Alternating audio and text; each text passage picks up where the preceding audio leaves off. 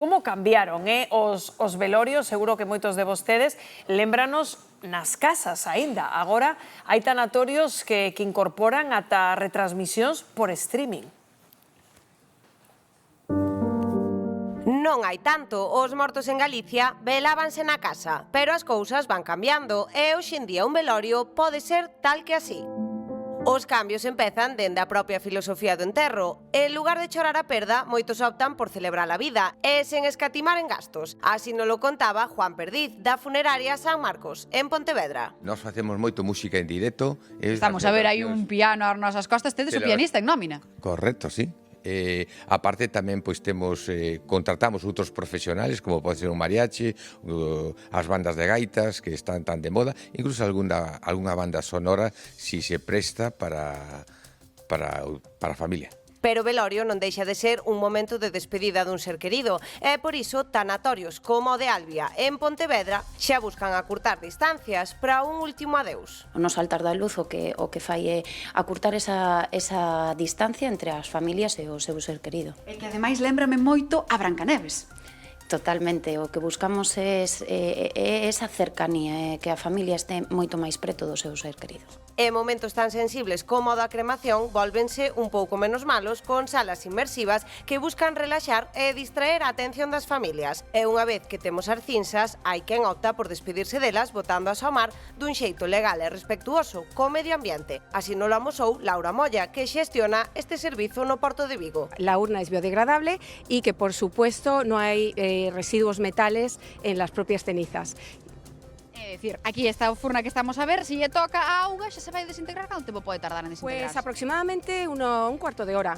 E isto non é todo. As novas tendencias inclúen velorios por streaming, dedicatorias digitais e ata o uso da inteligencia artificial para imaginar o noso enterro. Un auténtico catálogo de tecnoloxía cun único obxectivo: facer o momento das despedidas un pouco menos amargo. Pois estamos precisamente nun tanatorio que incorpora a inteligencia artificial. Padín, como exactamente? Pois nese tanatorio da Coruña introducen a tecnoloxía e a inteligencia artificial nas despedidas a través de túmulos onde se van proxectando imaxes e vídeos, a través de libros de sinaturas digitais e tamén a través de salas inmersivas que nos teletransportan ollo a outro lugar. Pero para que nos conten como funciona ben todo isto, nos veñamos aquí a Coruña. Onda Noelia, moi bo día. Bo día, Rocío. Como se vos dou por introducir a tecnoloxía e a inteligencia artificial nas despedidas? A ver, estamos nun mundo cada vez máis tecnolóxico, máis digital, igual que evolucionan as persoas tamén teñen que ir evolucionando esas despedidas. Con noso fogar lembranzas, o que buscamos é que o túmulo se transforma nun lenzo vivo. Pois, Noelia, moitísimas grazas, porque, mira, a mí está me chamando moitísima atención o túmulo que temos ás nosas costas, onde se ve aí o cada leito encima, podemos ir vendo as imaxes. Alfonso, moi bo día, como funciona isto? Bo día, Rocío. Vamos a ver, o que facemos é utilizar o propio túmulo, o propio cristal do túmulo para proxectar vídeos e imaxes e que a familia se leve un recordo máis humano e cálido posible. Iso é o que facemos. Claro, e que estamos a ver aquí, podemos mandar fotos, podemos enviar vídeos, podemos escoitar a música que lle gustaba a persoa da que nos estamos a despedir. E que sensacións intentades transmitir vos con isto? Pois, como decía Alfonso, que consígase unha despedida moito máis cercana, humana, cálida, que a familia sinta que non só está despedindo ao seu ser querido, senón que está celebrando a súa vida.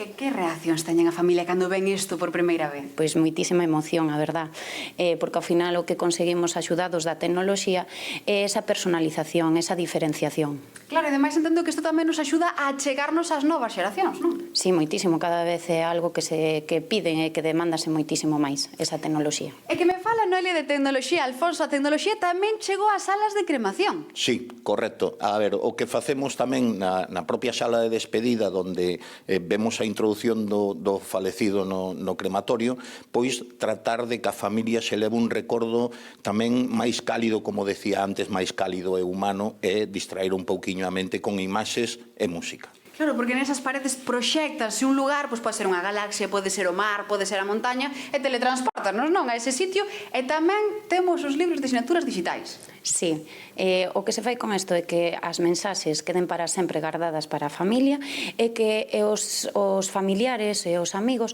poidan deixarse esa mensaxe E transmitir mellor ese cariño, non? sí, pero non só dende o tanatorio, senón desde calquer lugar.